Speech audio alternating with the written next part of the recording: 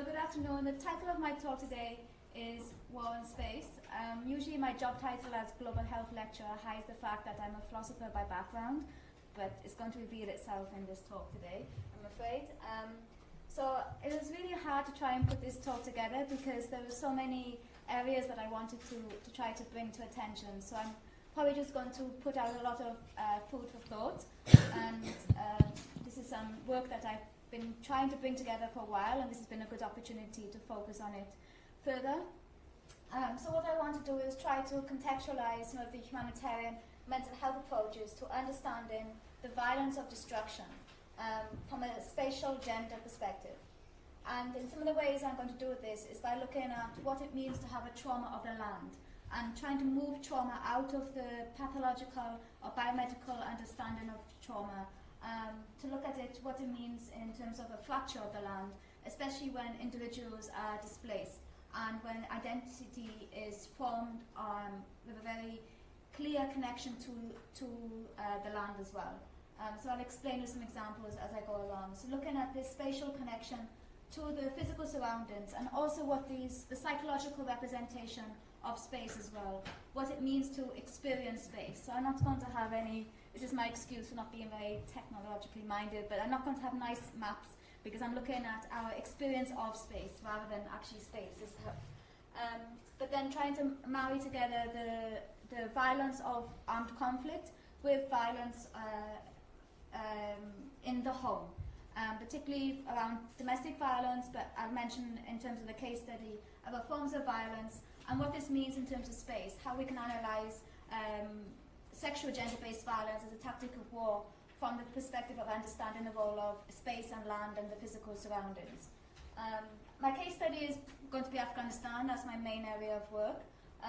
Some of you might know, over Eid, which was end of last week, there was a 3-day ceasefire for the first time in over 20 years. Some people have never had that much amount of time of peace. And it really altered that sense of space, particularly in Kabul, where President Ghani allowed Taliban fighters to come to Kabul on the premise that they left their guns behind.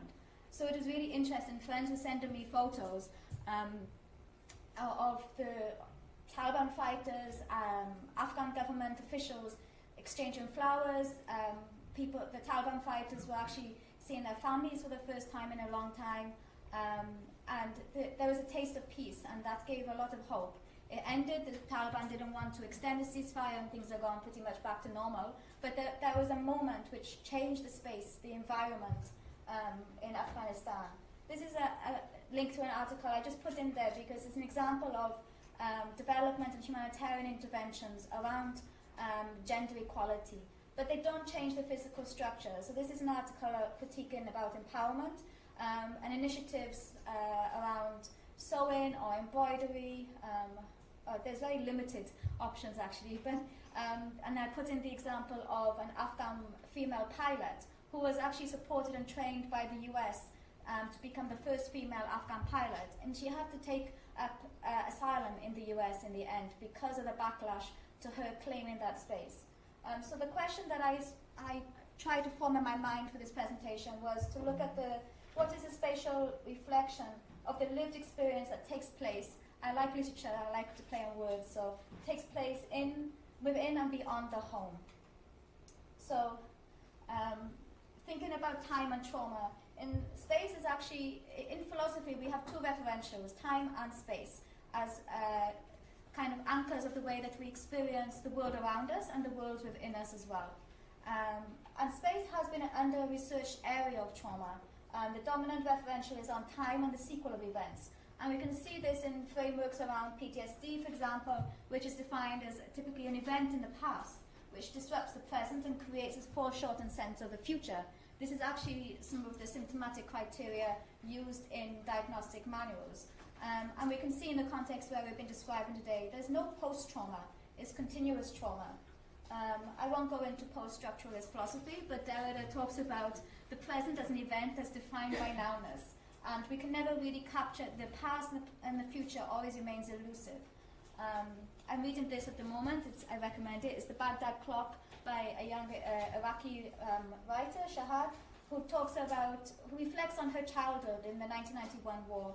And her whole novel is based on her experience of war without actually referring to the violence. She talks about, she wants to bring her identity of that experience rather than defining her childhood in terms of the war. And she says the past rolls at the present and swallows that which is to come. Late last night, I was in King's Cross having a coffee with an Afghan Pashtun friend of mine, and he, as usual, he was talking about the war. And he said to me, and I had to interrupt him so I could write it down to remember to talk about today, we saw our beautiful Kabul turn to dust. So he was reflecting on, I don't even know if this is his memory or his parents' memory, because he's not that old enough to really remember Kabul and the times in which he was talking to me about when Kabul had electric buses and tarmac roads. And I was thinking then, what does it mean when past memories are not painful, but part of a global forgetting? Now he's in London, whenever he meets people and they ask him where he's from, they have this particular fixed image of Afghanistan as being, very derogatory view of Afghanistan, and definitely not as a modern view. And there's a global forgetting there. So I just mentioned around SGBV of land and space. There we see the personification of the body as a form of land, a target to invade and conquer. So GBV is not just isolated to events that are in time. The experience of GBV shapes the sense of self and the surrounding world, particularly for being attached to spatial landmarks of the landscape, when the structural and gender-based violence is systematic. So PUDO, which is the male-female segregation, in the context I'm talking about, that's a form of structural violence. So that will come into my later comments about restoring the environment post-conflict. And I link it to the lived experience of space, the experience of space in terms of how it becomes reflective within a narrative, within a story, for bearing in mind, for thinking about the mental health approach. So talking about the landscape of war as it exists in the home, when the home is in war. So Afghanistan is a conflict setting for over 4 decades now, with a double burden of psychological trauma from the surrounding context and the home.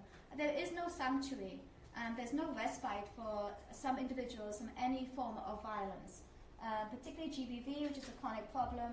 My references are very small, sorry, they were long references and I wanted to include them. These are some different forms of GBV, not just specific to women and girls. Bacha Bazai is a practice with young boys, sexual abuse of young boys, and they have some of the highest rates of individuals who are trafficked within Afghanistan. And also ritualized violence, so the interpretation of mental distress, which you can imagine is high in these contexts, being interpreted as a form of spirit possession, which then becomes vulnerable to harmful treatments or certain accusations around the possession.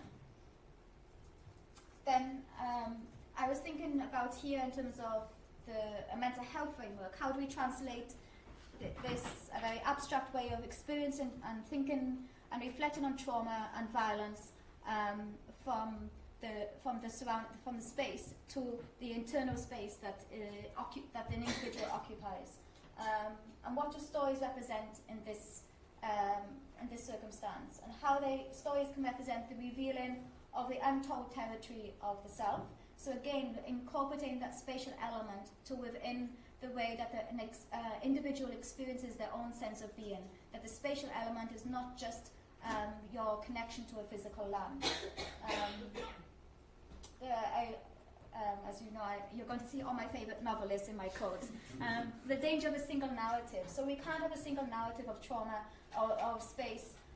It's really interesting when, it's not very academic, but so much of my starting points for my thinking and that I try to incorporate in my work, because I think it's important to incorporate lived experience. And when my friends talk, they refer to Kabul as Kabul Jan.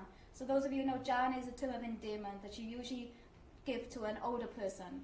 And to put it next to a city's name, I think this is really symbolic.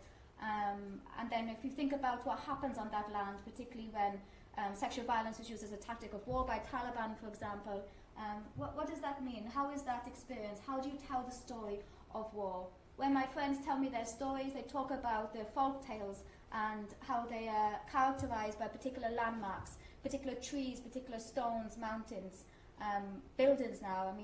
there was a recent article, actually I've lost sense of time, it's probably over a year ago, in the Dawn newspaper, one of Pakistan's newspapers, in Peshawar, where there was an Afghan rug maker, and he's been making, his family been embroidering, weaving rugs, Afghan rugs for centuries probably.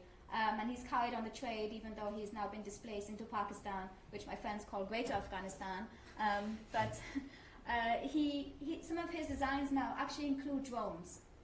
So some of those patterns, they're designed to represent a story, to incorporate that aspect of what you see in your physical environment, and to incorporate something like a drone. I think that's really symbolic around the psychological structure of the conflict, the way the conflict's impacting. So GBV is an interconnected story in this way. So again, just to play a bit of words on the building blocks for the future approaches, and trying to think about a spatial gender approach to thinking about violence resulting from conflict and also within the home. I was thinking, what would it mean to rebuild Kabul? What would it mean to rebuild some of the villages that have been destroyed? What would that therapeutic restoration look like? And I did some research on looking at some of the UN work or looking at participatory approaches. But from a psychological impact, I couldn't really find the link. Maybe there's things I've missed. I need to spend more time looking at that. I was thinking about a short story that a Turkish writer, Orhan Pamuk, wrote. And he wrote a short story about his experience of the Turkish earthquake, and he said that the mosque, even though he's not religious, the mosque that he used to see every single day of his childhood walking to school was completely destroyed. It just crumbled in the earthquake. And the impact that had on him because of his association with the childhood. And if anyone knows Dylan Trigg's work, Dylan Trigg has done some really interesting work about the way that what ruins represent. There's something that I'm trying to link to. What does it mean to see your city destroyed, but also what does it mean to see it rebuild?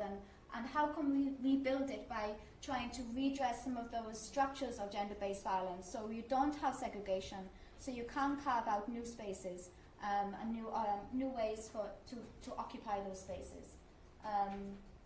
Yeah, that's my final point. Thank you very much.